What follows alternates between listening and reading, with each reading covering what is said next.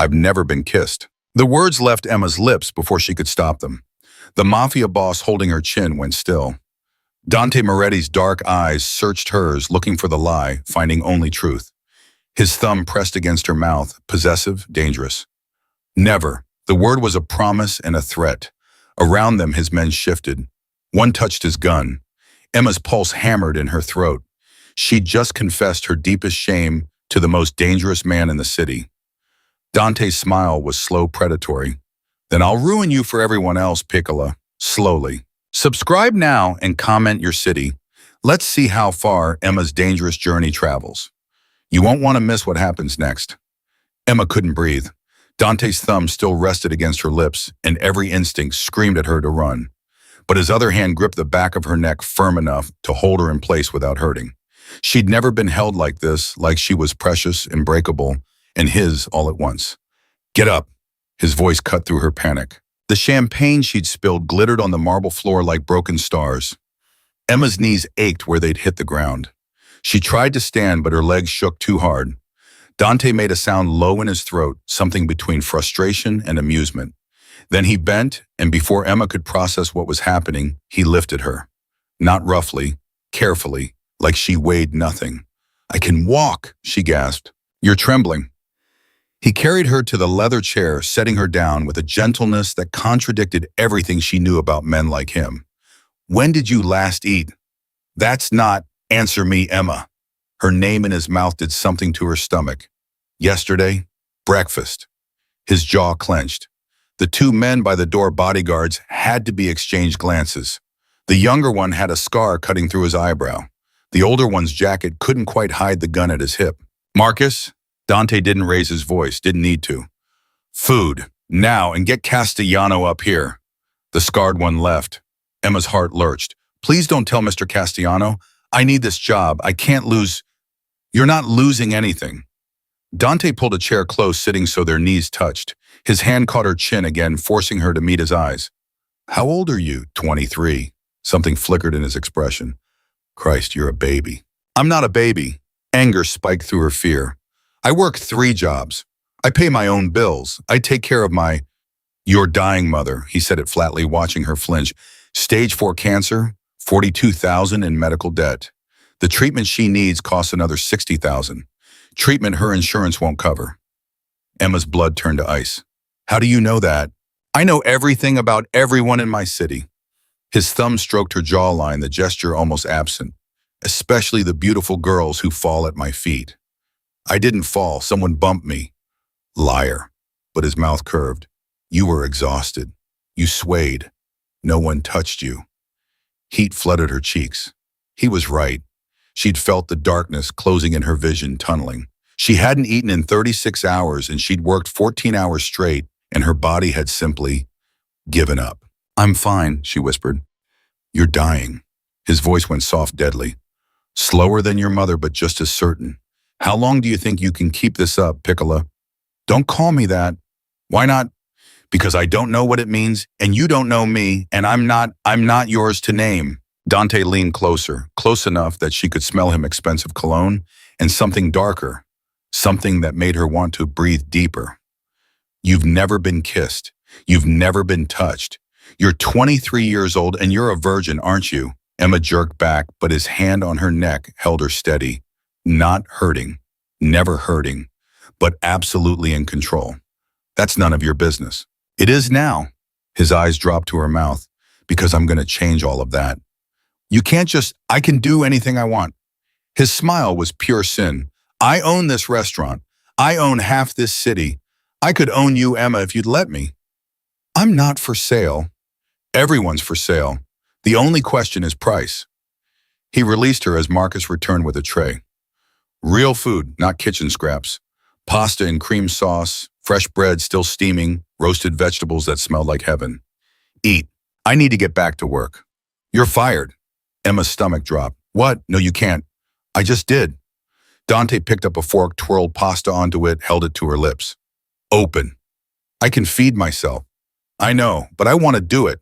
His eyes challenged her. Open your mouth, Emma. She should refuse, should stand up and walk out. But God, she was so hungry and the food smelled so good. And when was the last time anyone had wanted to take care of her? Emma opened her mouth. Dante's eyes darkened as he fed her the bite. Good girl. The praise shouldn't have affected her. It did. Heat pooled low in her belly, unfamiliar and terrifying. Again, he murmured, preparing another bite. This time Emma didn't hesitate. She ate and Dante watched her like she was the most fascinating thing he'd ever seen. Like feeding her gave him pleasure. You said I'm fired, Emma managed between bites. Why are you feeding me if you're firing me? Because you're not going back to serving tables. He set down the fork, his hand finding her knee. Just resting there, burning through her cheap tights. You're going to work for me. Doing what? Whatever I tell you.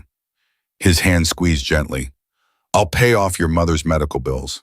All of them. I'll get her Dr. Chen the best oncologist in the state. Emma's breath caught. Dr. Chen doesn't take new patients. He does for me. Dante's thumb traced circles on her knee that touched casual and devastating. I'll cover your rent, your student loans, everything. It was too good, too perfect. What do you want? 3 months of your life. 3 months doing what? His smile was slow, dangerous. Learning. And learning what? How to be touched. His hand slid higher on her thigh, stopping just above her knee. Emma's heart hammered. How to be kissed? How to be mine? I'm not a prostitute. No, you're something much rarer. His hand left her thigh, moving to cup her face. You're innocent, untouched, uncorrupted by men who don't know your value. His thumb traced her lower lip. I'm going to corrupt you, Piccola. Slowly, carefully, until you can't imagine belonging to anyone else. Emma should slap him, should run. That's insane. That's the deal. He stood pulling her up with him. 3 months. You stay at my side. You learn what I teach you. And in return, your mother lives. That's blackmail. That's love. His hand framed her face, tilting her chin up.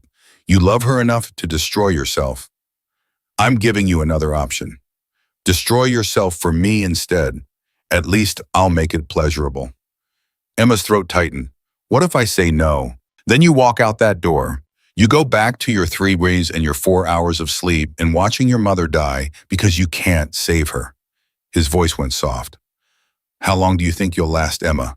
Another month, 2, before you collapse and never get back up. Tears burned her eyes. You're cruel. I'm honest. He wiped her tears with his thumbs, the gesture tender. I'm offering you a chance. Take it or leave it. But decide now. Emma looked at his face, at the door, at the future stretching before her, bleak and exhausted and hopeless. If I say yes, she whispered, what happens tonight? Dante's smile was pure wickedness. Tonight I take you shopping. Tomorrow you move into your new apartment. And every day after you learn what it means to be treasured by a man who never lets go of what's his. I'm not yours. Not yet. He kissed her forehead, chaste and sweet. But you will be. Emma closed her eyes, felt his warmth, his strength, the promise of safety she'd never known. Okay, she breathed. Say it properly. She opened her eyes, met his gaze. 3 months. I'll give you 3 months. Dante's smile was triumphant. That's my girl. Then his mouth was on hers. The kiss wasn't gentle. It was claiming. His lips moved over hers with expertise. She couldn't match, tongue tracing the seam of her mouth until she gasped. He swallowed the sound, one hand fisting in her hair, the other gripping her hip, pulling her flush against him. Emma had never been kissed, never been held, never felt a man's body hard against hers. The sensation overwhelmed her, too much, too fast, too good. She whimpered into his mouth. Dante gentled immediately. His kiss turned soft, coaxing, teaching. His tongue swept against hers, showing her the rhythm.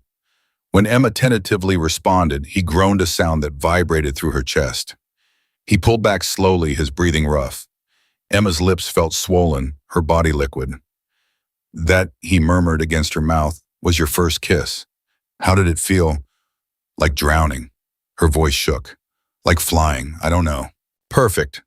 He kissed her again, brief and possessive. Get used to it, Piccola. I'm going to kiss you every day until you stop trembling.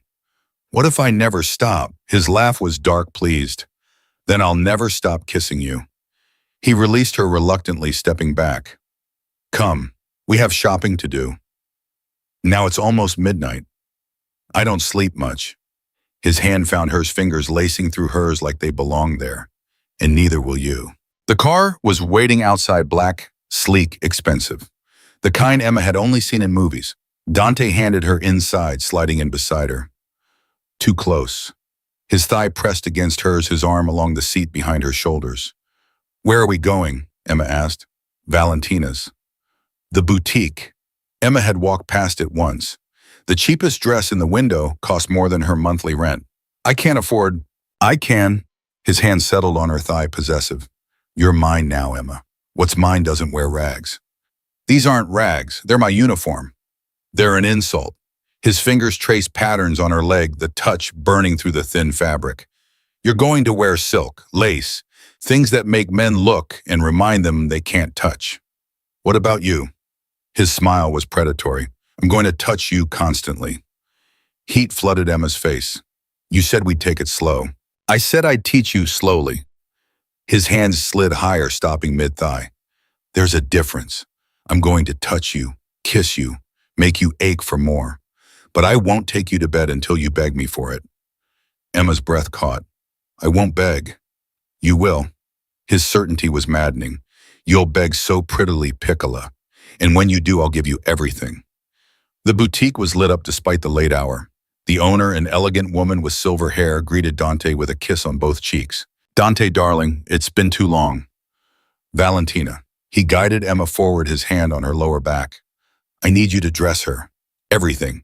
Don't let her see the prices. Valentina's eyes swept over Emma, assessing. Of course, come, Cara. Emma found herself pulled into a dressing room before she could protest. Hands measured her, stripped her, wrapped her in silk robes. Dresses appeared like magic, emerald green, midnight, blue, champagne gold. Try this first, Valentina insisted, holding up the emerald dress. Emma slipped it on with shaking hands. The silk clung to curves she'd forgotten she had, the neckline dipping low enough to make her blush. Come out, Dante called from the main room. Let me see. Emma emerged hesitantly.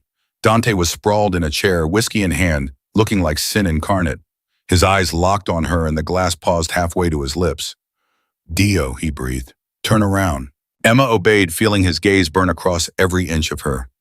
We'll take it. His voice was rough. And everything else.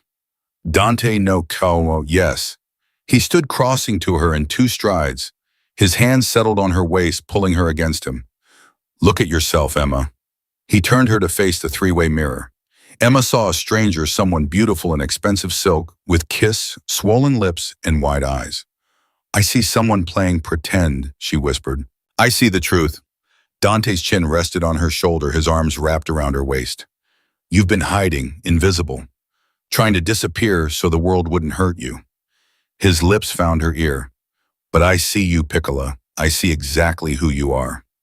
Who am I? Mine. His teeth grazed her earlobe, making her gasp. Say it. I'm not. His hand moved to her throat, fingers curling gently around her neck. Not choking, just holding, owning. Say it. Emma's pulse hammered against his palm. She should fight, should resist. But God help her, she liked his hand on her throat. Liked the way he held her, like she was precious in his and utterly under his control. Yours, she breathed.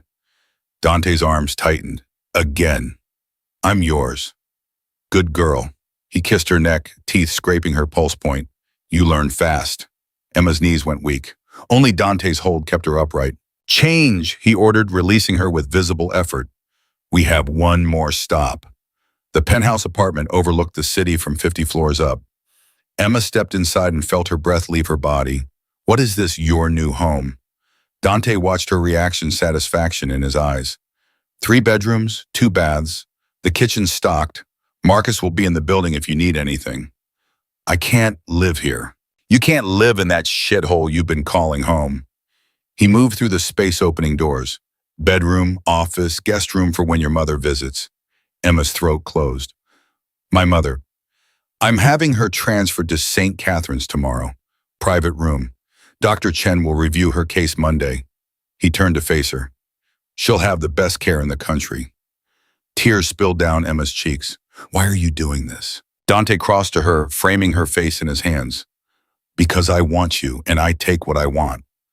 His thumbs wiped her tears. Don't cry, Emma, not for me. Save your tears for something that deserves them.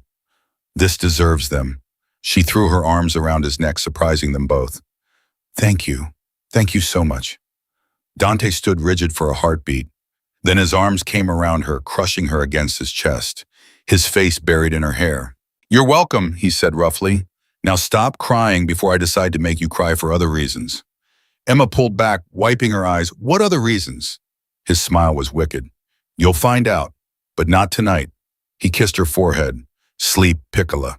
Tomorrow your education begins. What kind of education? Every kind. His hand cupped her face. I'm going to teach you how to walk into a room and own it, how to make men want what they can't have, how to wear expensive things and drink expensive wine and exist in my world without fear. And the other things, Emma's voice dropped. The touching, the kissing, especially those. His thumb traced her lips. I'm going to learn every inch of you, Emma. Every sound you make. Every place that makes you tremble. And I'm going to take my time doing it. Heat pooled low in her belly. That sounds overwhelming. His smile was dark. It will be, but you'll love every second. He left her there in the beautiful apartment with promises that made her ache and fear and want in equal measure. Emma's phone buzzed. Unknown number, sleep well, Piccola. Dream of me. Her fingers trembled as she typed, why would I dream of you? His response was immediate, because I'm already in your head. In 3 months, I'll be in your heart. And eventually I'll be in your body. Sweet dreams, mia dolce. Emma stared at the words until they blurred. She should be terrified. She was. But underneath the fear was hunger, raw and desperate and alive. She fell asleep in silk sheets, touching her lips where Dante had kissed her, wondering what she'd just agreed to, wondering if she'd survive it, wondering if she wanted to. Emma woke to sunlight streaming through floor-to-ceiling windows and forgot for one blissful moment where she was. Then memory crashed back Dante's hands, his mouth, his promises. Her fingers flew to her lips, still swollen from his kiss. Her phone buzzed on the nightstand. A text from him. Car arrives in 1 hour. Wear the blue dress. Leave your hair down. Emma stared at the message. No good morning, no please. Just commands like he owned her already. She typed back, what if I don't want to wear the blue dress? His response was instant. Then I'll come up there and dress you myself. Your choice, Piccola. Heat flooded her face. Emma threw off the covers and stalked to the closet. The blue dress hung there among dozens of others, silk that shimmered like water, cut to hug every curve.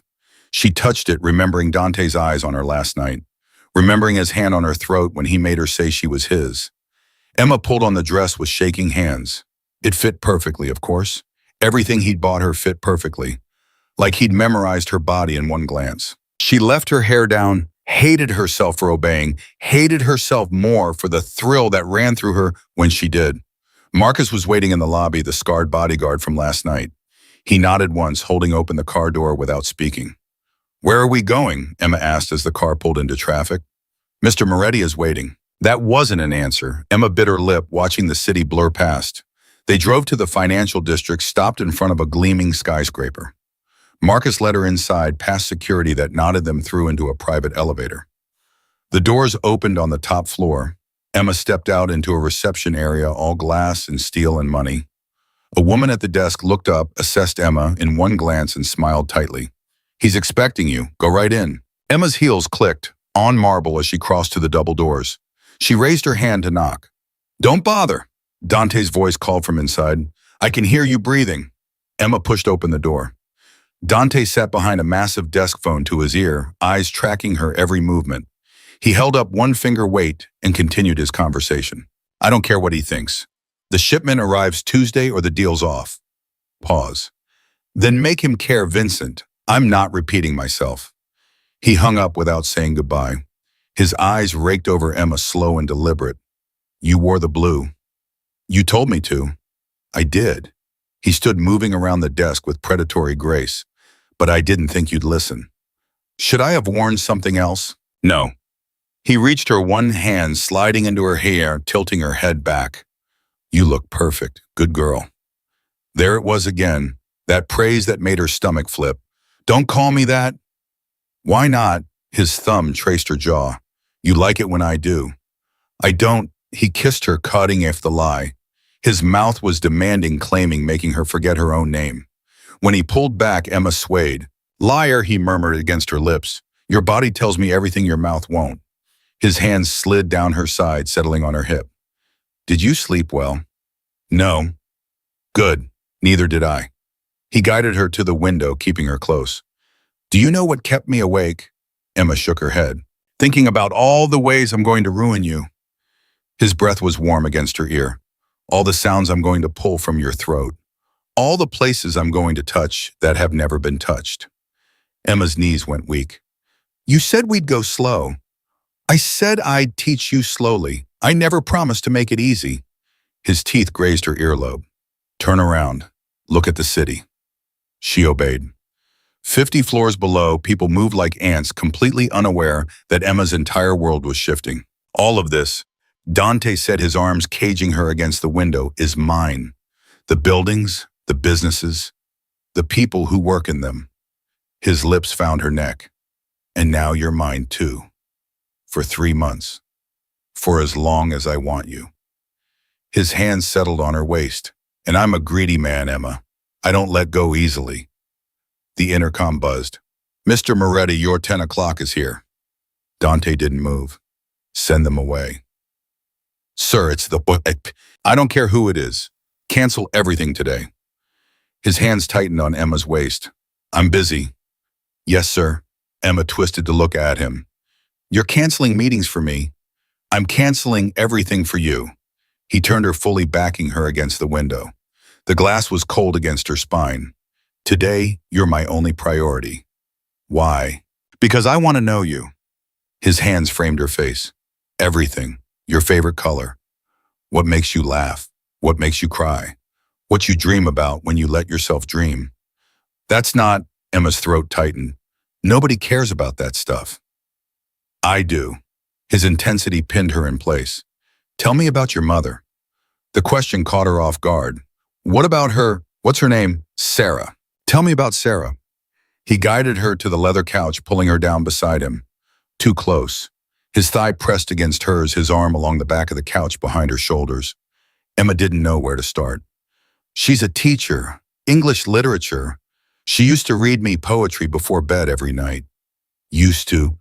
Before she got sick. Emma's voice cracked. Now she can barely stay awake through dinner. Dante's hand found hers, fingers lacing through hers. What's her favorite poem?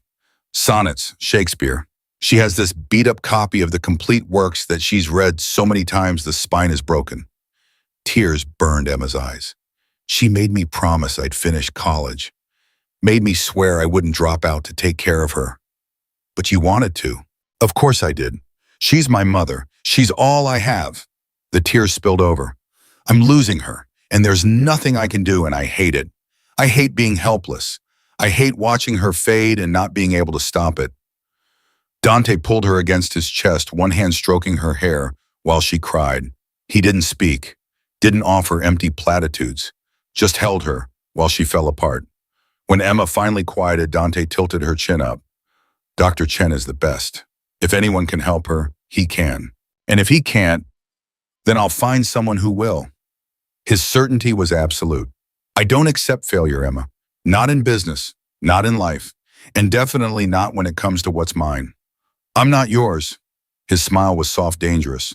Keep telling yourself that. He kissed her forehead. Come, I want to show you something. He led her to a door she hadn't noticed hidden in the wall paneling.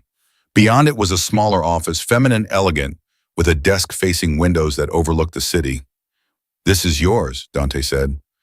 Emma turned in a circle. Mine? You're my assistant. You need an office.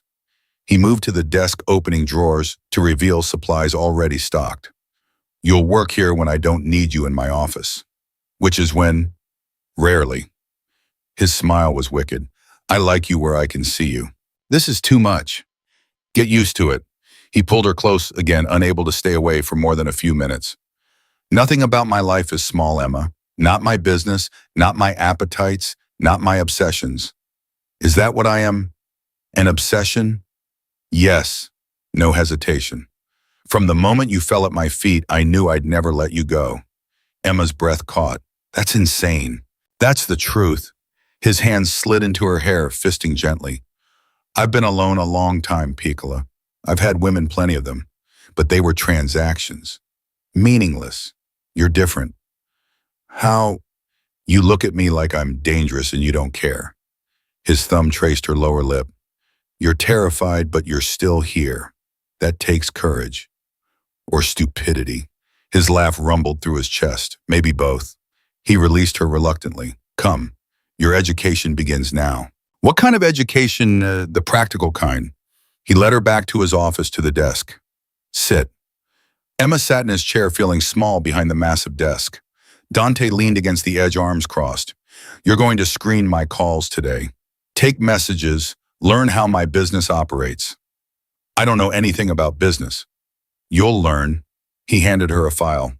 Read this. It's a contract for a real estate deal. Tell me what you think. Emma opened the file, scanning legal language that made her head spin. I don't understand any of this. Then ask questions. His patience surprised her. I'm not expecting you to know everything immediately, but I am expecting you to trick him. Emma read slowly, Dante watching her every expression. When she came to a clause that seemed unfair, she frowned. This part, she said, pointing. Doesn't this put you at a disadvantage? Dante's smile was approving. Very good, that's exactly the problem. What would you do about it? Renegotiate. And if they refuse, walk away. Emma looked up at him. You said you don't accept unfavorable terms. Why would you agree to this? I wouldn't. He took the file, tossed it aside. That contract was a test. You passed. You're testing me. Constantly. He pulled her to her feet, hands on her waist. I need to know what you're capable of, Emma. What you can handle. And if I can't handle it, then I'll teach you. His lips found her neck teeth, scraping gently. I'm a very thorough teacher. The phone rang. Dante ignored it, his mouth moving lower, finding her collarbone. Shouldn't you answer that? Emma managed. No. His hand slid down her sides. Today is about you. Dante. The office door burst open. A man strode in, older, expensive suit, fury in every line of his body. He saw Dante with Emma and stopped short. Jesus Christ, Dante. I've been calling for an hour. Dante straightened slowly, not letting go of Emma. I said I was busy, Vincent. The Russians are threatening to pull out of the deal. This can't wait. It can. Dante's voice went cold. And you'll knock next time, or you'll find yourself unemployed. Vincent's eyes cut to Emma, then back to Dante. Understanding dawned. You've got to be kidding me. Out. This is important. I don't care. Dante's hand tightened on Emma's waist. You have 10 seconds to leave before I have Marcus escort you out. Vincent's jaw clenched. He left, slamming the door behind him. Emma pulled away from Dante. You can't just ignore your business for me. Watch me. He tried to pull her back. No. She stepped out of reach. This is your company, your livelihood. You can't. I can do whatever I want. His eyes flashed. And what I want is you. For 3 months. Then when I'm gone and your business is in ruins because you spent all your time kissing me instead of working. Dante went still. You're worried about me. I'm worried about being responsible for destroying everything you've built. Something shifted in his expression. Come here. Dante, please, the word sounded foreign in his mouth. Emma crossed to him slowly. Dante pulled her close, his forehead resting against hers. You're not destroying anything, he said quietly. You're the first thing that's made sense in a long time. His hands cradled her face. But you're right, I have responsibilities. So here is what's going to happen. I'll handle the Russian situation. You'll sit in your office and review the files I give you. At noon, we'll have lunch together. At 5, we're done for the day. Where will we go at 5? His smile was wicked. That's a surprise. Emma spent the morning reading contracts and financial reports, her head spinning with numbers. Dante checked on her every 30 minutes, bringing coffee, adjusting the temperature, finding excuses to touch her. At noon, lunch arrived, not takeout, but a full meal prepared by a private chef. Dante dismissed everyone, locking the office door behind them. Why are you locking the door? Emma asked. Because I want you to myself.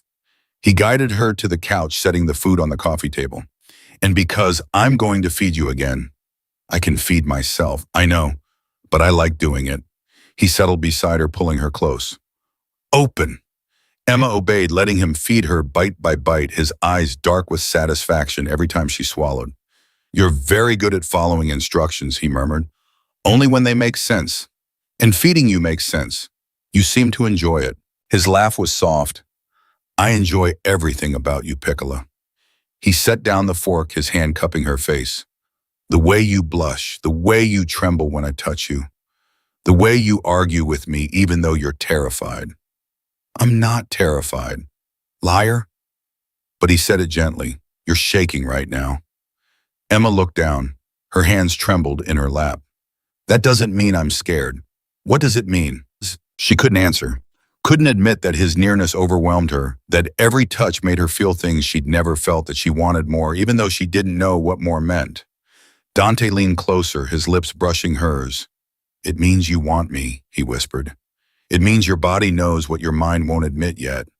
I don't want you. Then why are you breathing faster?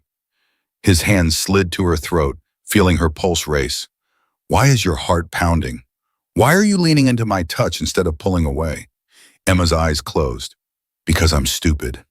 Because you're honest. He kissed her slowly, thoroughly, taking his time. When he pulled back, Emma's head was spinning. Your body doesn't lie, Emma, even when your mouth does. The rest of the afternoon passed in a haze. Emma tried to focus on work, but Dante kept touching her, a hand on her shoulder as he explained a contract, fingers brushing hers when he handed her documents, his knee against hers when they sat together reviewing numbers. At 5 o'clock exactly, Dante stood. Time to go. Where, you'll see. He helped her into her coat, his hands lingering on her shoulders. Do you trust me? I don't know you well enough to trust you. Fair enough. He turned her to face him. Then trust this, I won't hurt you. I won't force you. And I'll never lie to you about what I want. What do you want? His smile was pure sin. Everything. The car took them to a part of the city Emma didn't recognize, old warehouses converted to upscale lofts. Marcus opened the door and Dante led her inside one of the buildings into an elevator that required a key card. Dante, where are we? Somewhere private. The elevator opened into a loft space, all exposed brick and high ceilings and art that probably cost more than Emma's education. This is mine. No staff, no interruptions, just us. Emma's heart hammered. Why did you bring me here? Because I want to teach you something. He shrugged off his jacket, rolled up his sleeves. And I want you comfortable, relaxed. I'm not relaxed. I'm not. I know. He crossed to her hands, settling on her waist. But you will be. He guided her to the couch, sitting and pulling her down beside him. Lesson 3, Piccola. Learning to be touched without fear. I'm not afraid of being touched. You're terrified of it. His hand slid up her arm, slow and deliberate. You flinch every time someone gets close. You hold yourself so rigidly, like you're waiting for pain. I don't... Shh. His finger against her lips silenced her. No arguments, just feel. His hand moved to her shoulder, kneading gently. When was the last time someone touched you kindly? Emma's throat tightened. My mother, before she got sick. That's what I thought. Dante's hands moved to her neck, massaging the tension there. You're so tight, Piccola. So wound up. When do you let yourself relax? I don't have time to relax. You do now. He pulled her back against his chest, his hands moving to her shoulders. Close your eyes. Dante. Close them, Emma. Trust me for 5 minutes. She obeyed, hating how easily she gave in. Dante's hands worked magic on her tense muscles, finding knots and easing them with patient pressure. Emma felt herself melting despite her resistance. That's it, he murmured. Let go, I've got you. His hands moved lower to her upper back, her sides always respectful, never straying where they shouldn't. Just touching, soothing, making her feel cared for in a way she'd forgotten existed. Why are you doing this? Emma whispered. Because you need it. His lips brushed her temple. Because you've been taking care of everyone else, and no one's been taking care of you. Because I want to show you what it feels like to be cherished. Tears leaked from Emma's closed eyes. This doesn't make sense. It doesn't have to. His arms wrapped around her, holding her close. Just accept it, Piccola. Let someone take care of you for once. They sat like that for a long time, Dante holding her. Emma crying quietly, the weight of years of exhaustion and fear finally breaking free. When she finally quieted, Dante turned her in his arms, wiping her tears with gentle fingers. Better, he asked. Emma nodded, unable to speak. Good. He kissed her forehead. Now lesson 4, learning to ask for what you want. I don't want anything. His smile said he knew better. Then why are you looking at my mouth? Heat flooded Emma's face. I'm not, you are. His thumb traced her lower lip. You want me to kiss you? Say it. I don't. Say it, Emma. Ask me for what you want. Her pride warred with her desire. Desire won. Kiss me, she whispered, louder. Kiss me, Dante. Good girl. He claimed her mouth, and this time Emma kissed him back. Tentatively at first, then with growing confidence. Dante groaned into her mouth, his hands fisting in her hair.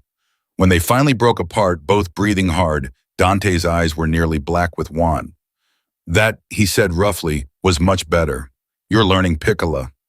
Learning what? How to take what you want instead of waiting for permission. He stood pulling her with him. Come, I'm taking you home. Home. Your apartment. I promised you. Slow, remember. His smile was strained. If I keep touching you, I'm going to break that promise. Emma should have been relieved. Instead, disappointment curled through her stomach. Dante saw it in her face. His hand cupped her cheek. Don't look at me like that. Like what? Like you want me to stay. His voice was rough. I'm trying to do the right thing here, Emma. Don't make it harder. I don't want you to do the right thing. The words hung between them. Dante's jaw clenched. Yes, you do. You're just confused, overwhelmed. Tomorrow you'll thank me for walking away tonight. What if I won't? Then tomorrow we'll have a very different conversation. He kissed her hard, fast. But tonight I'm taking you home, and I'm going to leave you at your door, and I'm going to go home and take a very cold shower. Despite everything, Emma smiled. You're not as scary as you pretend to be. Don't bet on it, Piccola. His eyes promised darkness and light in equal measure. I'm giving you tonight because you need it, but my patience has limits, and you're testing every single one of them. Marcus drove them back to Emma's building in silence. At her door, Dante walked her up his hand, never leaving the small of her back. Sleep well, he said, kissing her forehead. Tomorrow we have dinner with my family. Emma's stomach dropped. Your family. My mother specifically. She's been demanding to meet you. His smile was wry. She thinks I finally found someone worth keeping. Dante, I can't. You can, you will. He silenced her protest with a brief claiming kiss. 7 o'clock. Wear the red dress. And Emma. Yes. His smile was pure wickedness. Practice asking for what you want. You're going to need the skill. He left her there trembling and confused and wanting more than she knew how to name. Emma touched her lips, tasting him, still wondering what she'd gotten herself into. Wondering if she'd survived the wanting. Wondering if survival was even the point anymore. The red dress felt like sin against Emma's skin. She tried on 3 other dresses first, hating how transparent her nervousness made her. Meeting Dante's mother shouldn't terrify her this much. But the woman had raised a man who commanded empires with a glance, who touched Emma like she was precious and his and utterly breakable. What kind of woman did that? Emma's phone busted. Dante. Stop overthinking. She'll love you, Emma typed back. How do you know I'm overthinking? Because you've been in your apartment for 3 hours and I can practically hear your panic from here. Wear the red dress. Leave your hair down. Be yourself. What if she hates me? Impossible. Now stop stalling. Cars outside. Emma grabbed her purse with shaking hands and headed downstairs. Marcus held the door, his scarred face impassive as always. But when Emma stumbled on her heels, his hand shot out to steady her. Careful, Miss Emma. It was the first time he'd spoken directly to her. Emma managed a weak smile. Thanks. Mr. Moretti would have my head if anything happened to you. He seems to have that effect on people. Marcus's mouth twitched, almost a smile. You have no idea. The drive took them to an estate outside the city, all iron gates and manicured lawns and old money. Emma's stomach churned. This was Dante's childhood home. This was where he learned to be dangerous and demanding and absolutely certain of his place in the world. Dante met her at the door, looking devastating in a black suit. His eyes raked over her, hot and possessive. Christ, he breathed, you're trying to kill me. It's just a dress. It's not just anything.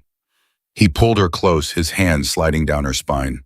My mother's going to take one look at you and start planning our wedding. Emma's heart lurched. That's not funny. I'm not joking. He kissed her hard, fast. Ready? No. Perfect. She'll like you more if you're honest. He kept his hand on her lower back, guiding her inside. Fair warning, my mother is terrifying. Don't let her sweetness fool you. She runs half my organization. What? Dante's smile was wicked. Where do you think I learned it from? They entered a dining room that could seat 20. A woman sat at the head of the table, elegant, silver-haired, with Dante's same dark eyes. She stood as they approached, her smile warm but assessing. Mama, Dante said, kissing her cheeks, this is Emma. So you're the girl who's made my son cancel meetings. Her voice was smooth, cultured, with just a hint of Italian accent. Come here, Cara. Let me look at you. Emma approached on shaking legs. Mrs. Moretti she had to be. Mrs. Moretti took Emma's hand, studying her face with an intensity that made Emma want to squirm. Beautiful, she pronounced, but terrified. Dante, what have you been doing to this poor girl? Nothing she didn't agree to. Mrs. Moretti's eyes narrowed. Sit, both of you. Emma, you'll sit beside me. I want to know everything about the woman who's finally caught my son's attention. Emma sat, feeling Dante's hand squeeze her knee under the table. Reassuring, possessive, always touching. Tell me about your mother, Ms. Moretti said as staff brought wine. Emma's throat tightened. She's sick. Cancer. I know, Dante told me. Mrs. Moretti's expression softened. Dr. Chen is excellent. If anyone can help her, he will. Thank you for arranging it. Don't thank me. Thank my son. He's the one who called in favors. She sipped her wine, eyes sharp over the rim. He must care about you very much to go to such lengths. Emma didn't know how to respond. Dante's hand tightened on her knee. I do, he said simply. Mrs. Moretti's smile was knowing. How long have you known each other? 2 days, Emma admitted. The older woman's eyebrows rose. 2 days, and he's already brought you to meet me. Interesting. She turned to Dante. You've never brought anyone home before. She's not just anyone. Clearly. Mrs. Moretti studied Emma again. Tell me, Cara, what do you think of my son? Emma's mind raced. What could she say? That he terrified her, that he made her feel things she didn't understand, that his touch burned and his kisses stole her breath, and she wanted more even though she knew she shouldn't. He's intense, Emma said carefully. Mrs. Moretti laughed. Diplomatic. I like her, Dante. I told you you would. Dinner arrived, course after course of food Emma couldn't taste. Her nerves made everything turn to ash in her mouth. But she ate because Dante's eyes tracked every bite and she knew he had noticed if she didn't. So, Mrs. Moretti said over dessert, how long before you marry her? Emma choked on her wine.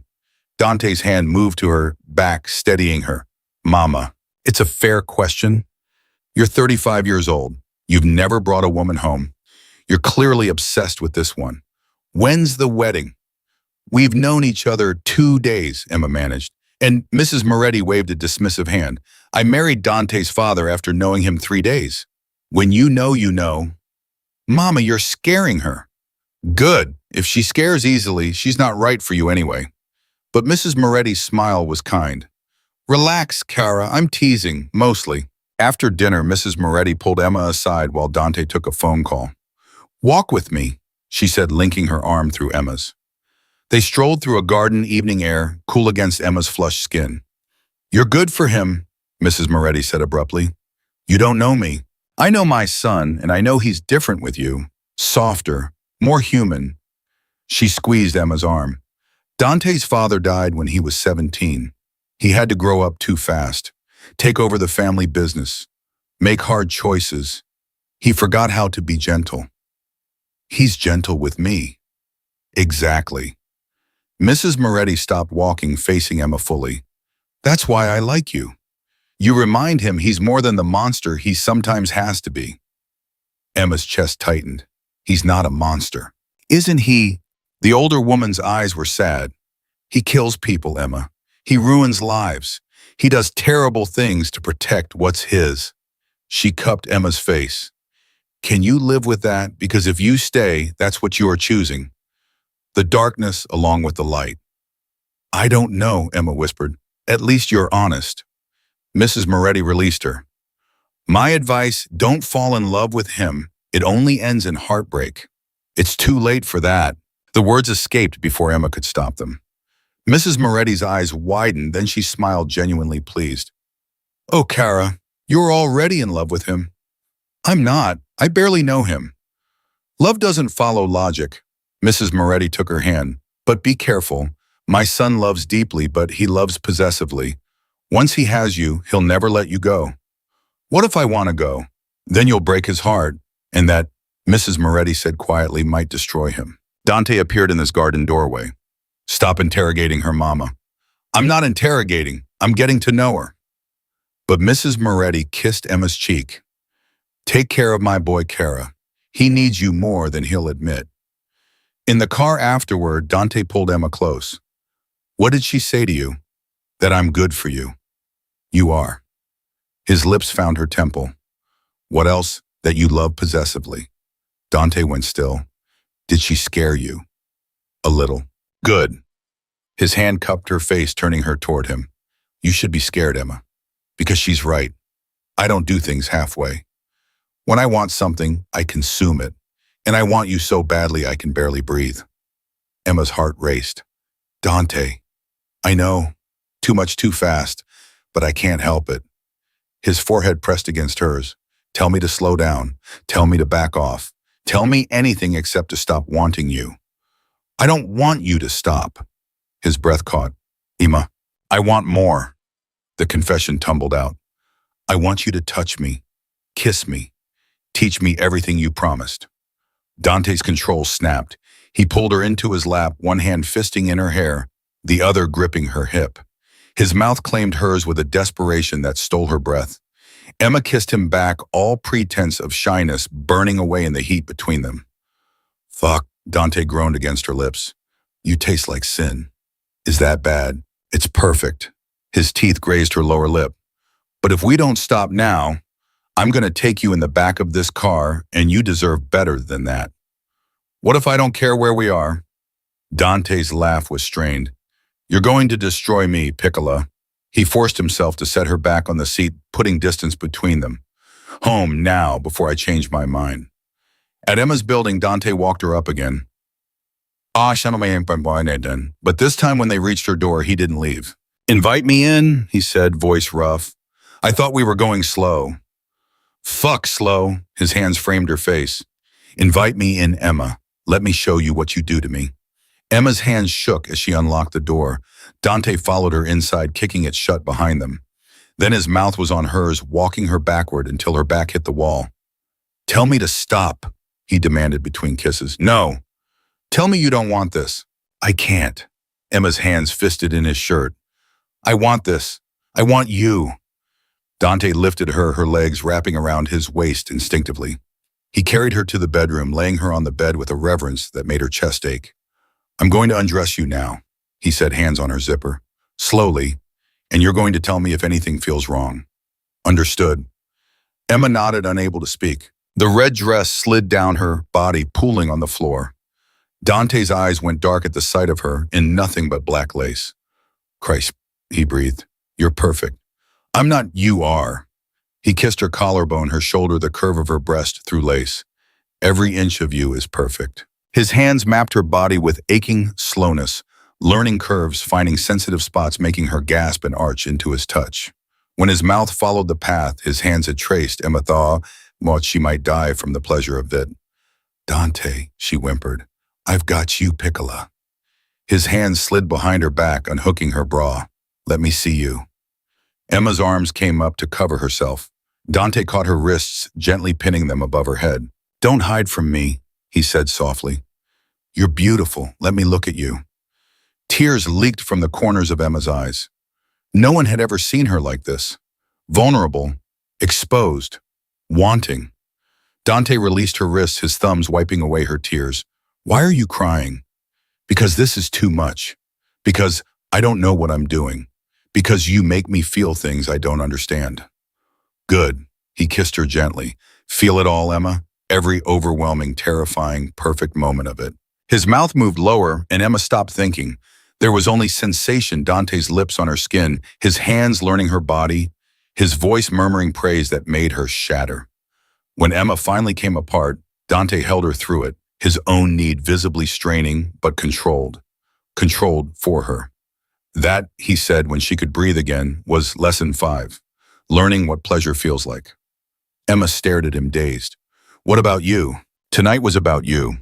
He kissed her forehead, her nose, her lips. I can wait. I don't want you to wait. Dante's jaw clenched. Emma, if I take you tonight, there's no going back. You'll be mine. Completely. Are you ready for that? Was she? Could anyone be ready for someone like Dante, consuming and possessive and absolutely certain? I don't know, Emma whispered. Then we wait. He pulled her close, holding her against his chest. Until you're sure. Until you know exactly what you're choosing.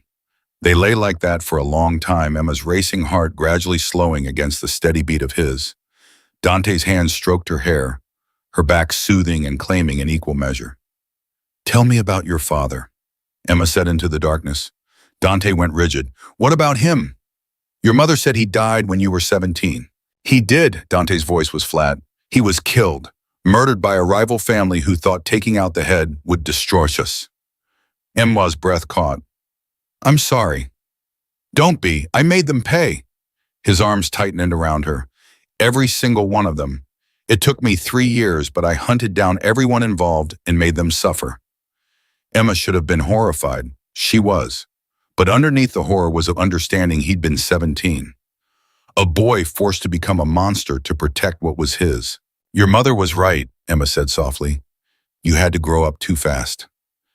I had no choice. His lips found her hair. My father was weak. He let sentiment cloud his judgment. I swore I'd never make that mistake. And then you met me. And then I met you. His hand cupped her face, tilting it up to meet his eyes in the darkness. You're my weakness, Emma, the chink in my armor. And I should walk away before you destroy me, but I can't. Why not? Because for the first time in 18 years, I feel human again. His thumb traced her lips. You make me want things I thought I'd given up on. Normal things, soft things, a life that's more than blood and business and revenge. Emma's throat tightened. I can't save you. I don't want you to save me. I just want you to stay. His voice cracked just slightly. Can you do that, Piccola? Can you stay with the monster and love him anyway? You're not a monster. I am, but maybe with you I can be something else too. He kissed her soft and desperate. Stay with me, Emma. Please. The plea broke her. Emma wrapped her arms around his neck, holding him close. I'll stay, for as long as you want me. Forever then. His smile pressed against her skin. Because I'm never letting you go. They fell asleep, tangled together, Emma's head on Dante's chest, his arms locked around her, like he was afraid she'd disappear. And maybe she would. Maybe this was temporary madness, a fever dream that would burn out and leave them both in ashes. But tonight, wrapped in his warmth, Emma let herself believe in forever. Emma woke to morning light and Dante's phone buzzing incessantly. He groaned, reaching for it without opening his eyes. What? His voice was rough with sleep. Emma couldn't hear the response, but she felt Dante go tense. When pause. I'm on my way. He sat up, already reaching for his clothes. Don't do anything until I get there. What's wrong? Emma asked.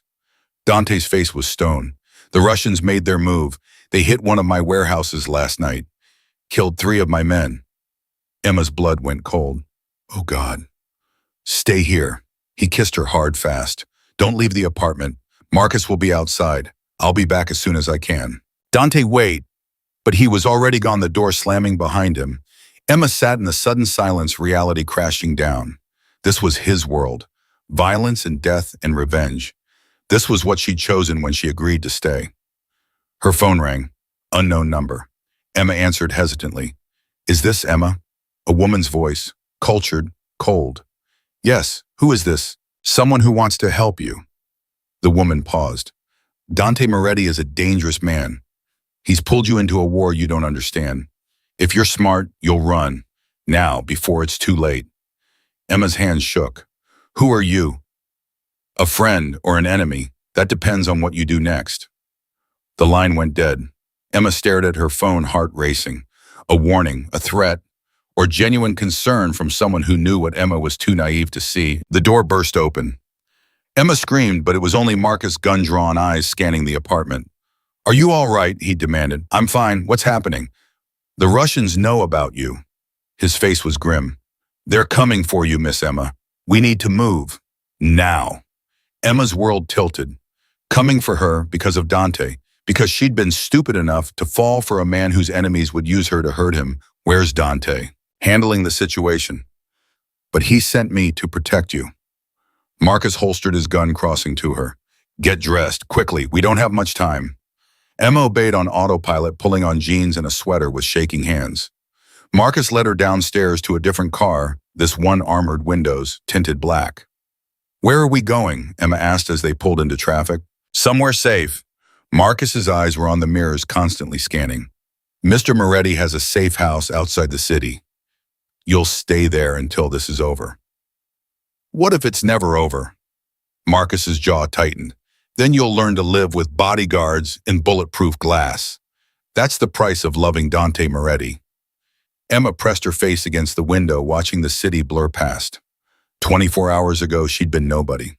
Invisible, safe in her anonymity. Now she was a target, a weakness. The soft underbelly of a predator, exposed and vulnerable. And Dante would kill anyone who tried to hurt her. The thought should have terrified her. Instead, it made her feel cherished in a dark, twisted way that probably said terrible things about who she was becoming. Her phone buzzed. "Dante. I'm sorry, Piccola. I should have protected you better. Stay with Marcus. Trust no one else. I'll come for you soon." Emma typed back, "I'm not going anywhere. Come back safe. Always. You're my reason to." Emma clutched the phone to her chest, blinking back tears. This was insane, all of it. She should run, should take the warning and disappear before Dante's world consumed her completely. But she wouldn't, because somewhere between the first kiss and the whispered promises, she'd stopped being her own person and started being his.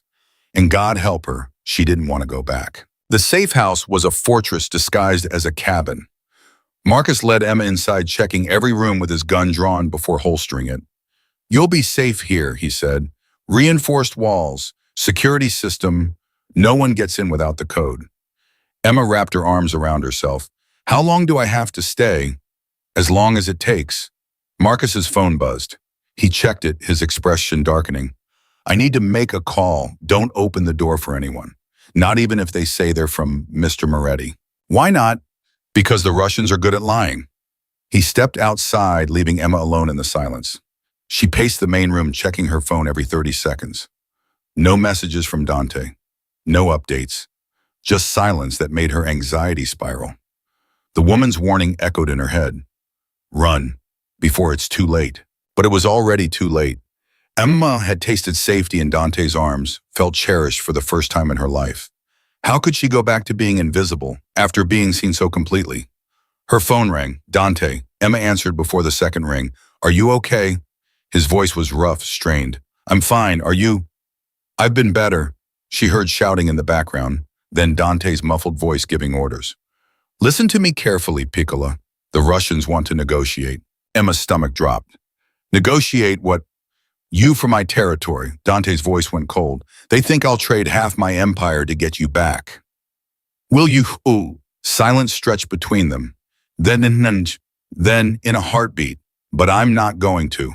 Because I'm going to end this tonight, and you're going to be safe, and no one will ever threaten you again.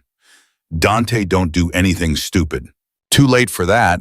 I'm about to do something very stupid." His voice softened. "Emma, listen. If something happens to me..." "Don't say that." "If something happens," he continued, ignoring Marcus has instructions. Money, documents, everything you need to disappear and start over. Tears burned Emma's eyes. "I don't want to disappear. I want you. You have me. Always." She heard gunfire in the background. Dante cursed. "I have to go. Stay inside. Don't trust anyone. I love..." The line went dead. Emma stared at the phone, heart hammering. He'd been about to say he loved her. 3 days. They'd known each other 3 days, and he'd been about to say he loved her. And she would have said it back. The door burst open. Emma screamed, but it wasn't Marcus. A man stood there, tall, scarred, holding a gun that pointed directly at her chest. "Hello, Emma." His accent was thick Russian. "Dante's little pet. You're coming with me." "Marcus." Emma backed away, looking for anything she could use as a weapon. "Marcus is occupied." The man smiled, revealing gold teeth. "Don't make this difficult. I'd hate to damage such a pretty face." Emma grabbed a lamp, hurling it at him. The man dodged easily, laughing. "Spirit, I like that." He advanced on her. Dante chose well. "Touch me and he'll kill you." "He'll try." The man lunged. Emma ran, making it to the bedroom before he caught her hand, fisting in her hair. "Enough games," Emma screamed, clawing at his face. Her nails drew blood. The man backhanded her, and Emma's world exploded in stars. She tasted copper, felt her lips split. "Bitch," the man snarled. "You'll pay for—" The window shattered. Glass rained down as a figure crashed through Dante, covered in blood, eyes wild with rage. He moved like death itself, crossing the room in 2 strides and slamming the Russian against the wall. "You touched her!" Dante's voice was barely human. "You made her bleed." "Dante, wait!" The Russian's plea cut off as Dante's hands closed around his throat. "Dante, stop!" Emma scrambled to her feet. "You're gonna kill him." "That's the idea." Dante didn't look away from the man choking in his grip. "He put his hands on you. He made you bleed. He dies." Emma grabbed Dante's arm. "Please, not in front of me. I can't watch you kill someone." Dante's eyes finally cut to her. He saw her split lip, her terrified expression, and something cracked in his face. He released the Russian, who collapsed gasping. "Get out," Dante said quietly. "Tell your boss if he comes near her again, I'll burn his empire to the ground and salt the earth where it stood." The Russian fled. Dante turned to Emma, hands hovering over her face like he was afraid to touch her. "Did he hurt you?" His voice shook. "Tell me the truth." "Just my lip." Emma's own voice trembled. "You came. You actually came for me." "Always." Dante pulled her against his chest, one hand cradling her head. "Always, Emma. I'll always come for you." She felt wetness on her face, realized it was his tears mixing with hers. "You're crying. I thought I lost you." His arms tightened until Emma could barely breathe. "I thought they'd taken you, and I'd never—" His voice broke. "I can't lose you, Piccola. I can't." "You won't." Emma pulled back, framing his blood-splattered face. "I'm right here. I'm not going anywhere." Dante kissed her desperately, tasting the blood from her split lip and not caring. "We're leaving. Tonight. The country. I have a place in Italy. My mother's villa. You'll be safe there." "What about your business?" "Fuck my business." He kissed her again. "Nothing matters except keeping you alive." "Dante." No arguments. He lifted her, carrying her toward the shattered window. "We're leaving. Now!" Marcus appeared in the doorway, bleeding from a cut on his forehead.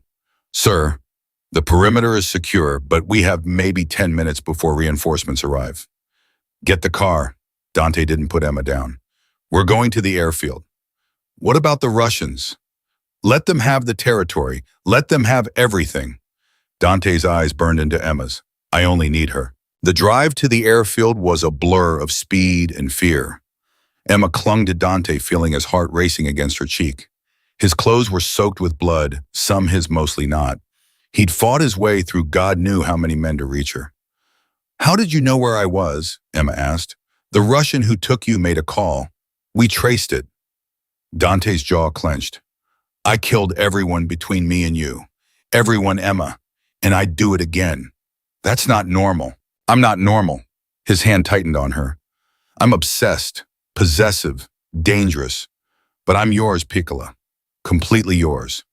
The private jet was waiting, engines already running. Dante carried Emma up the stairs, finally setting her down in a leather seat. He buckled her in himself, hands gentle, despite the blood coating them. "Sir." A man in pilot's uniform appeared. "We're ready for takeoff." "Go."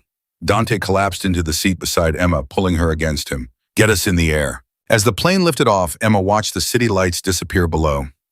Everything she knew, her apartment, her jobs, her mother, my mother. Emma sat up.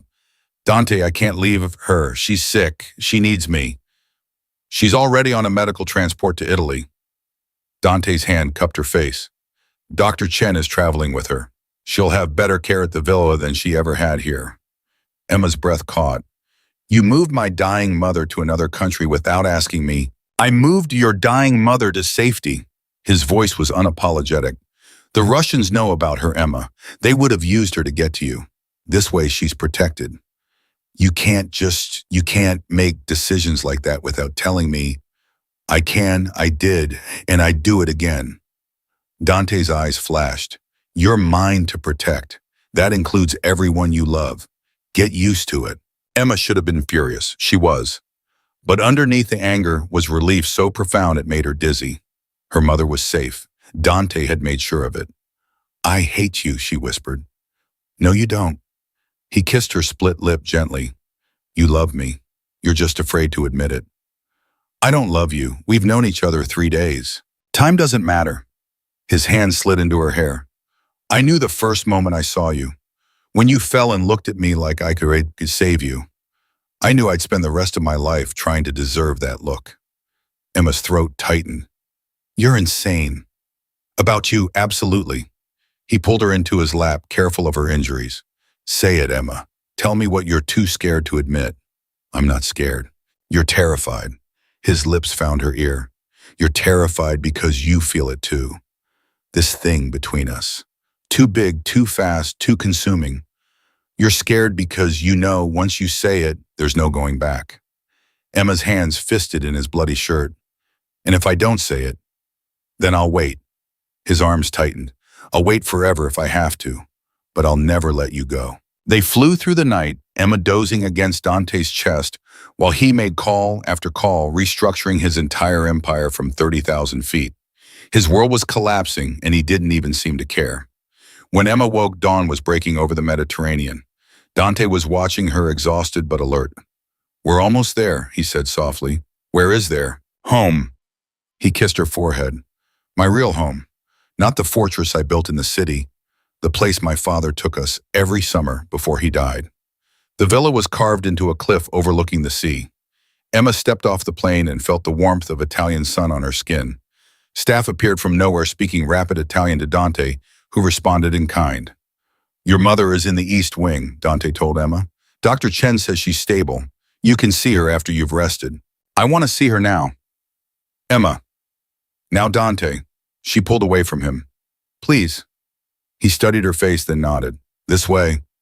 Her mother looked so small in the massive bed IV lines snaking from her arms. But her eyes were open, and when she saw Emma, she smiled. Baby girl.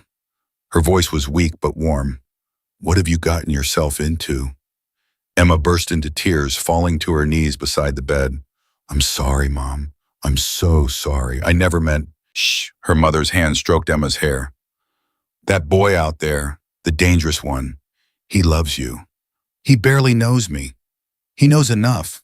Her mother's eyes were knowing. He moved heaven and earth to keep me safe because he knew it would keep you. That's not a small thing, Emma. He's a criminal. He's a man in love. Her mother smiled. And you love him too. Don't you? Emma couldn't answer, couldn't admit the truth that terrified her.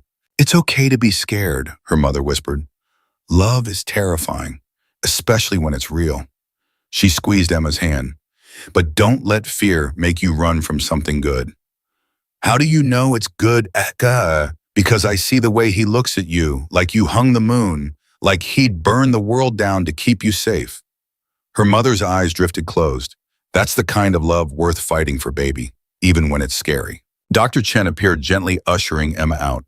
She needs rest, but the treatment is working. She's responding better than expected. Really? Hope bloomed in Emma's chest. Really? The new protocol combined with the reduced stress, it's making a difference. He smiled. Your mother is a fighter. She's not done yet. Emma found Dante on a terrace overlooking the sea. He'd showered, changed into clean clothes, but exhaustion lined his face.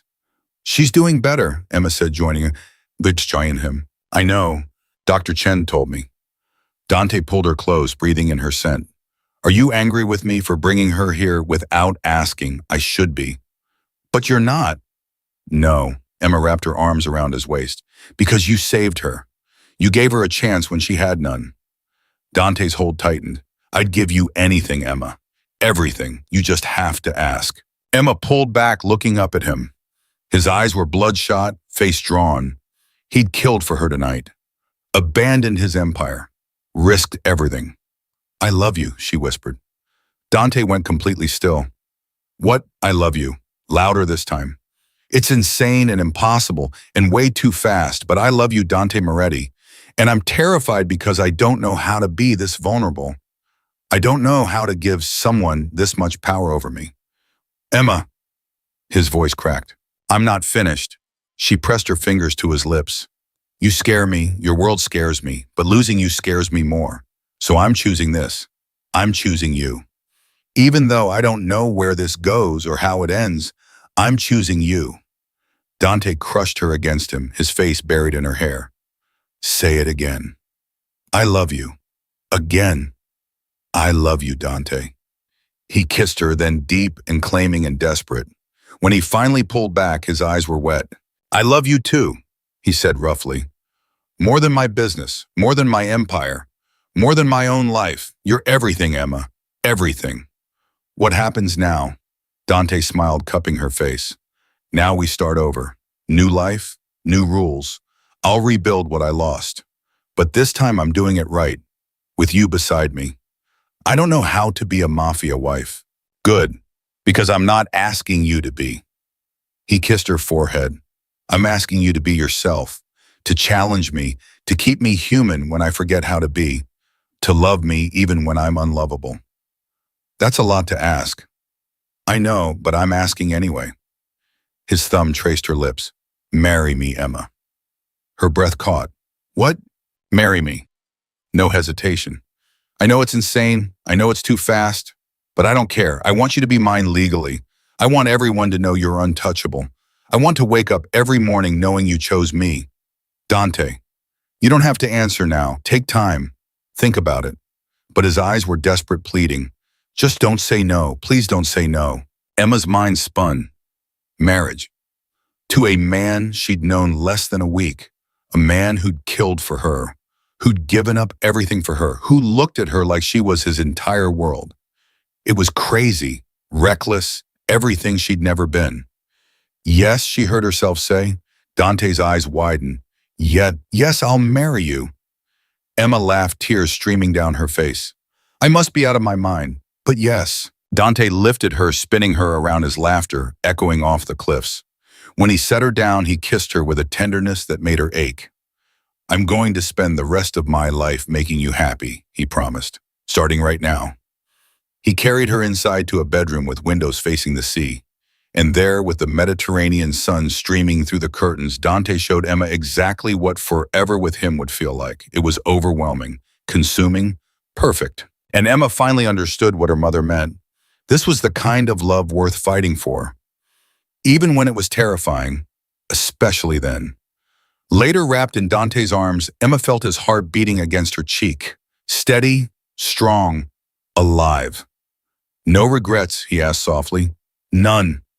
Emma kissed his chest. Only that I didn't find you sooner. His hand stroked her hair. We could have had more time. We have the rest of our lives. Not enough. He pulled her closer. 1,000 lifetimes wouldn't be enough with you, Piccola. Emma's phone buzzed on the nightstand. She reached for it, but Dante caught her wrist. Let it ring, he murmured. The world can wait. But Emma saw the screen. Unknown number. The same one from before. She answered before Dante could stop her. You didn't run, the woman's voice said. Foolish girl. Who are you?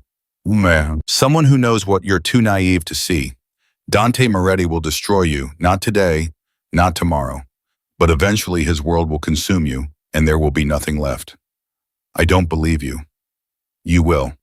The woman's voice held sadness. I was where you are once, young, in love, convinced I could handle his darkness. But the darkness doesn't care about love, Emma. It takes and takes until there's nothing left to give.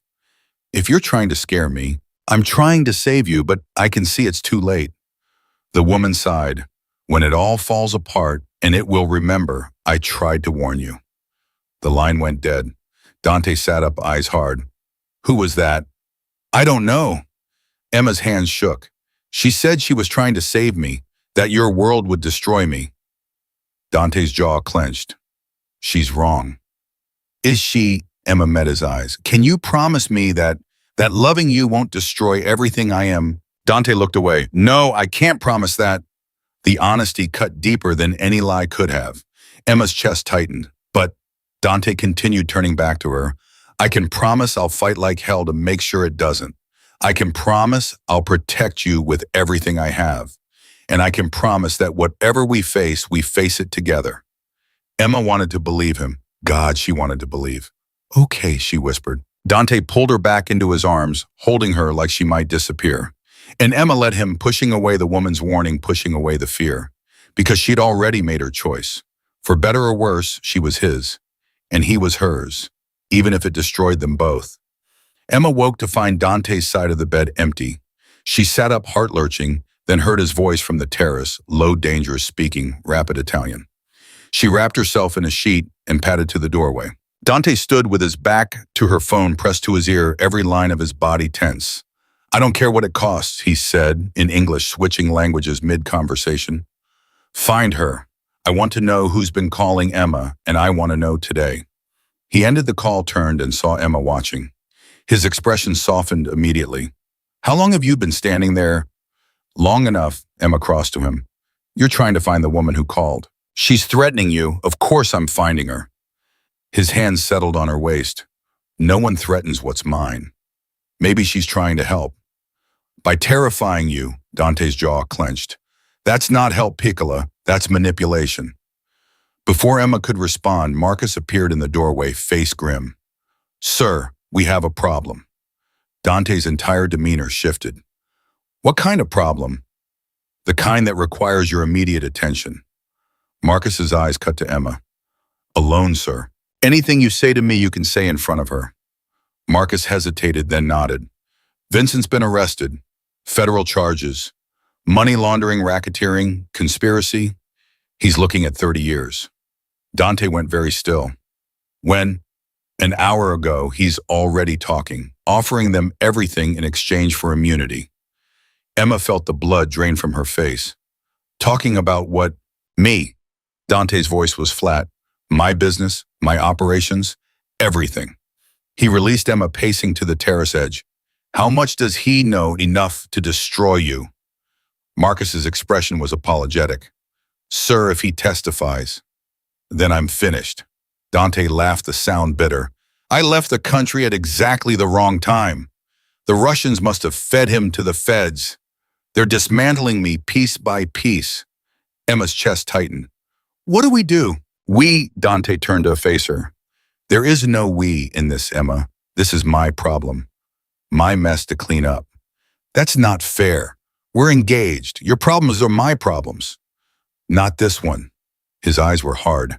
This one could put you in prison alongside me. I won't let that happen. Dante.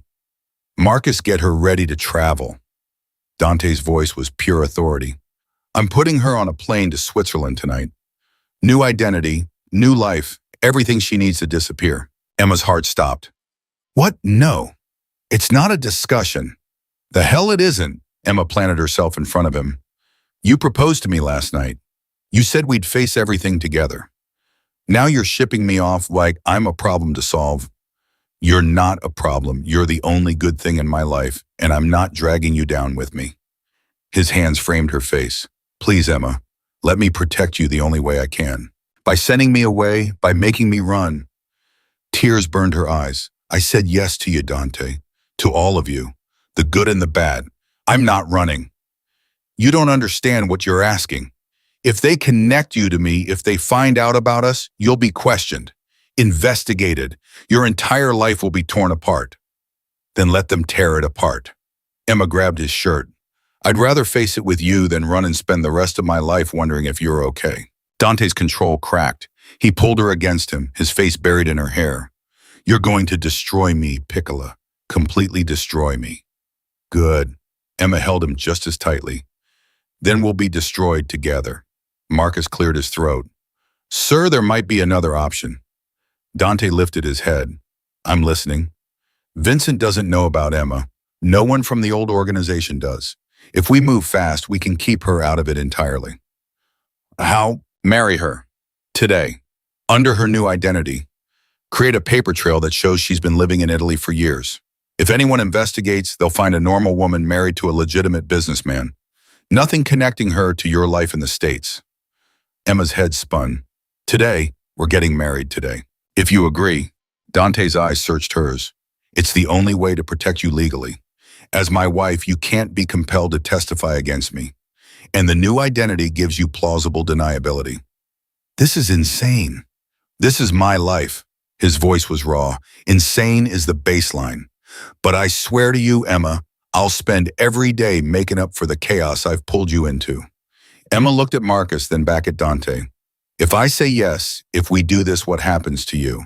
I fight. I rebuild. I find a way to survive this like I've survived everything else. His thumb traced her cheek. But only if I know you're safe. I can't focus on saving it myself. If I'm terrified, they'll come for you. Emma closed her eyes, feeling the weight of the decision. Marriage, today, to a man whose world was collapsing. Every logical cell in her body screamed to run, but Emma had stopped listening to logic the moment Dante first kissed her. Okay, she whispered. Let's do it. Dante exhaled like she'd just given him oxygen. You're sure? I'm terrified, but I'm sure. She opened her eyes, meeting his gaze. Marry me, Dante. Right now. Before I come to my senses. His laugh was shaky with relief. He kissed her hard, then turned to Marcus. Make it happen. I want everything legal and airtight, and I want her mother there. Sir, moving her mother in her condition. I don't care. Emma deserves to have her mother at her wedding. Dante's voice was steel. Make it happen. 3 hours later, Emma stood in a simple white dress purchased by Mrs. Moretti's assistant, altered on the fly to fit perfectly. Her mother sat in a wheelchair nearby, oxygen tank beside her, but eyes bright with joy. You look beautiful, baby, her mother whispered. Emma's hands shook. This is crazy, isn't it? Marrying a man I've known less than a week. Crazy would be letting him go. Her mother smiled. I see the way he looks at you, Emma, like you're his salvation. Don't walk away from that. The ceremony was small. Just Marcus. Mrs. Moretti, Emma's mother, and a priest who asked no questions when Dante handed him an envelope thick with cash. They stood on the terrace overlooking the sea, late afternoon sun painting everything gold. Dante took Emma's hands and she saw his fingers trembling. You're shaking, she murmured. I'm terrified. His admission was raw. I'm terrified you'll realize what a mistake this is. I'm terrified I'll fail you. I'm terrified I don't deserve you. You don't. Emma smiled through her tears, but I'm choosing you anyway. The priest began the ceremony in Italian. Mrs. Moretti translated quietly, her own eyes wet. When it came time for vows, Dante spoke first. I can't promise you safety. I can't promise you peace. I can't promise you the normal life you deserve. His voice cracked. But I can promise you'll never doubt that you're loved. I can promise I'll fight for you until my last breath. And I can promise that every day I'll try to be the man you see when you look at me. Emma's throat was too tight to speak. She squeezed his hands, trying to find words adequate for this moment. I was invisible before you, she finally managed. I was so tired of being invisible. You saw me, Dante. You made me feel important, worth fighting for, worth loving. Tears streamed down her face. I don't know what our future looks like, but I know I want to face it with you. The priest pronounced them married. Dante kissed her like she was air and he'd been drowning. Around them, Emma heard her mother crying, Ms. Moretti murmuring prayers, Marcus turning away to give them privacy. Mrs. Moretti, Dante whispered against Emma's lips. How does it feel? Terrifying. Emma laughed through her tears. Perfect, completely insane. That's us. He kissed her again. Terrifying and perfect and completely insane. The celebration was interrupted by Marcus's phone ringing. He answered, listened, then his face went white. Sir, Vincent's dead. Dante's arms tightened around Emma. What? Heart attack in his cell 20 minutes ago. The terrace went silent. Emma felt Dante's heart hammering against her cheek. That's convenient, Dante said slowly. Very convenient timing. Too convenient. Marcus's expression was grim. Someone got to him. The Russians? Or someone who didn't want him talking? Marcus paused. Sir, this changes everything. Without Vincent's testimony, the federal case falls apart. They have nothing. Emma pulled back to look at Dante's face. Relief warred with something darker in his expression. Did you? She couldn't finish the question. No, Dante's voice was firm. I didn't order it. I would never. He stopped, jaw clenching. You're wondering if I had him killed. The thought crossed my mind. Of course it did, because that's what men like me do, isn't it? Eliminate problems with violence. His hands dropped from her waist. I didn't kill Vincent, Emma, but I can't prove that. You'll have to decide whether you believe me. Emma studied his face, the tension, the hurt, the resignation. This was her test, the moment she chose to trust or doubt. I believe you, she said. Dante's breath caught. Just like that. Just like that. Emma took his hands. You're a lot of things, Dante, but you don't lie to me. You've never lied to me. I'm not a good man, Piccola. I know, but you're my husband, and I choose to believe you. Something broke in Dante's expression. He pulled her close, his face buried in her hair, and Emma felt his tears on her neck. I don't deserve you, he choked out. Probably not. She held him tighter. Love me anyway. Always, Mrs. Moretti approached, placing gentle hands on both their shoulders. Enough tears. This is a wedding. We celebrate. Dinner was served on the terrace, course after course of food Emma barely tasted. She couldn't stop looking at the ring on her finger, the simple gold band Dante had slipped on during the ceremony. She was married to a man whose business associate had just died under suspicious circumstances, to a man the federal government wanted to destroy, to a man who'd killed for her without hesitation. She should be terrified. She was terrified. But underneath the fear was something stronger, something fierce and claiming and absolutely certain. She loved him, and love, Emma was learning, meant choosing someone especially when it was hard. Later, after her mother had been settled back in her room and Mrs. Moretti had retired, Emma found Dante on the terrace again. He stood at the railing staring at the dark sea. Regrets already? Emma asked, joining him. 1,000. He pulled her close. But none of them involve you. What happens now? Now I rebuild. Carefully, legally. I'm done with the dark side of the business, Emma. Vincent's death gave me an out. I'm taking it. Can you really walk away? I can try. His hand found hers, fingers lacing through hers. For you, he'll Emma's phone rang. She almost ignored it, but the number made her freeze. The mystery woman. She answered before Dante could stop her. Congratulations on your wedding, the woman said. I hope you enjoyed it, because it won't last. Who are you? Emma demanded. Someone who loved him once. Someone he destroyed. The woman's voice held infinite sadness. Vincent's death wasn't an accident, Emma, and it wasn't the Russians. Emma's blood turned to ice. Then who? Ask your husband about Sophia. Ask him what happened to the last woman who got too close. The line went dead. Emma slowly lowered the phone. Dante watched her wariness in his eyes. What did she say? She said to ask you about Sophia. Emma's voice shook.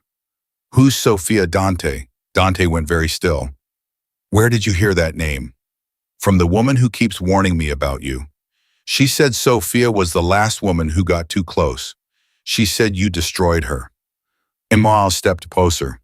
Who is she? And don't you dare lie to me. Not tonight, not on our wedding day. Dante's jaw worked. Finally he spoke. Sophia was my fiancée 6 years ago. Emma felt the ground shift beneath her feet. You were engaged before. Briefly, very briefly. Dante's hands clenched on the railing. She was everything I thought I wanted. Beautiful, sophisticated, connected to all the right families. My mother loved her. What happened? She tried to kill me.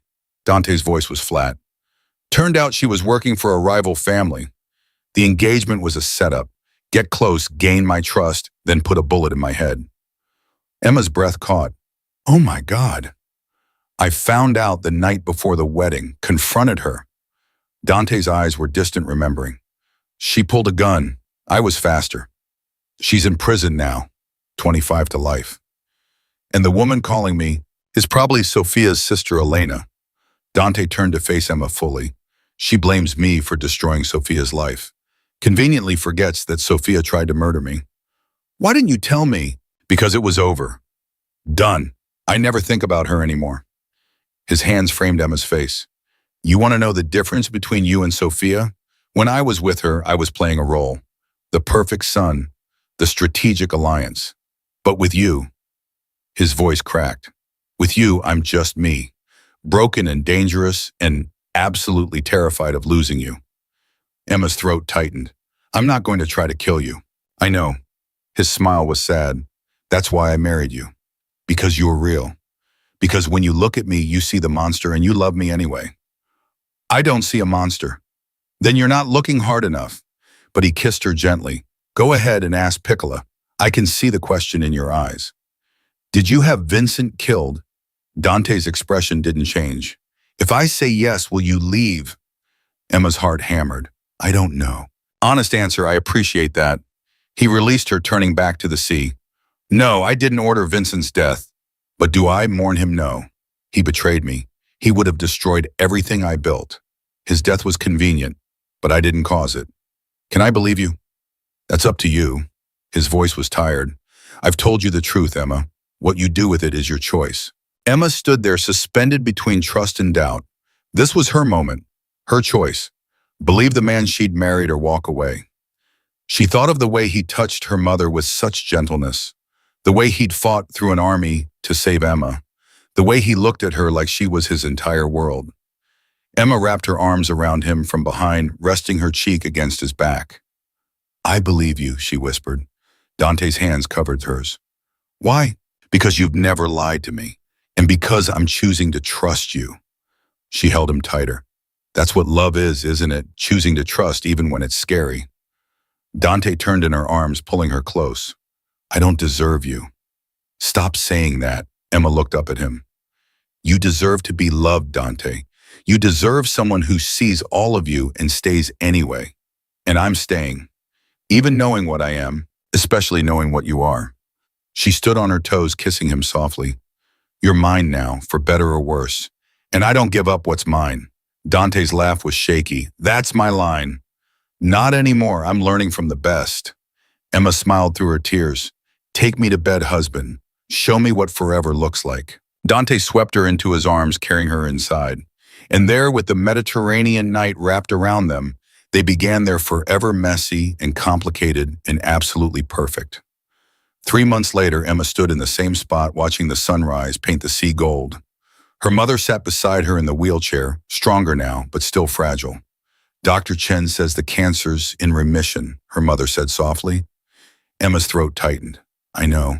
He told me yesterday. You saved my life, baby. You and Dante. Dante saved us both. Emma looked at her ring, still marveling at its presence.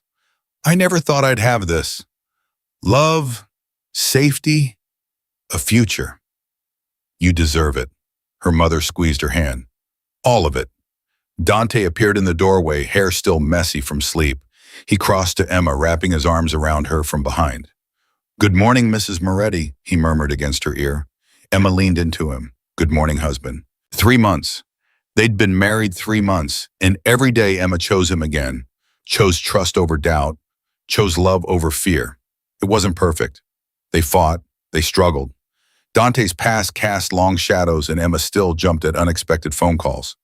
But they were learning, growing, building something real from the ashes of everything they'd lost. Any regrets? Dante asked as he did most mornings. Emma turned in his arms, looking up at the man who'd changed her entire world. Dangerous, possessive, absolutely devoted. None, she said firmly. Not a single one. And she meant it, because Emma had learned that love wasn't about perfection. It was about choosing someone every day, especially when it was hard. It was about building forever from broken pieces and making something beautiful from the wreckage. Dante kissed her as the sun rose over the Mediterranean, and Emma tasted their future in that kiss, uncertain but hopeful, terrifying but worth it. She'd come to Italy as a girl running from death and debt. She'd stay as a woman who'd learned that sometimes salvation came wrapped in darkness, and the scariest thing you could do was let yourself be loved completely. Emma had been invisible for so long. Now held in Dante's arms with her mother smiling beside them and the sea stretching endlessly before them, she'd never felt more seen, more real, more alive. I love you, she whispered against his lips. I love you more, Dante replied. And Emma laughed because they had this argument every day, and neither of them ever won. Behind them, Marcus cleared his throat. Sir, your 9 o'clock is here. Dante groaned. I'm retired, Marcus. I don't have 9 o'clocks anymore. You have this one. It's your mother. Mrs. Moretti swept onto the terrace, eyes bright with excitement. Dante, Emma, wonderful news. I've found the perfect venue for your real wedding. The first one was lovely, but much too rushed. We're doing it properly this time. Guest list of 200. Orchestra, flowers from Florence. Emma Cara, we start dress shopping tomorrow. Emma looked at Dante in panic. He just laughed, pulling her closer. Welcome to the family, Piccola, he murmured. Still no regrets. Emma thought about it, really thought about it. The chaos, the danger, the absolutely insane whirlwind that was her life now. Not a single one, she said, and kissed him as his mother started planning their second wedding, and her mother laughed and the sun climbed higher in the Italian skyline. Because this messy, beautiful, terrifying thing they'd built was exactly where Emma belonged, and she wouldn't trade it for anything in the world.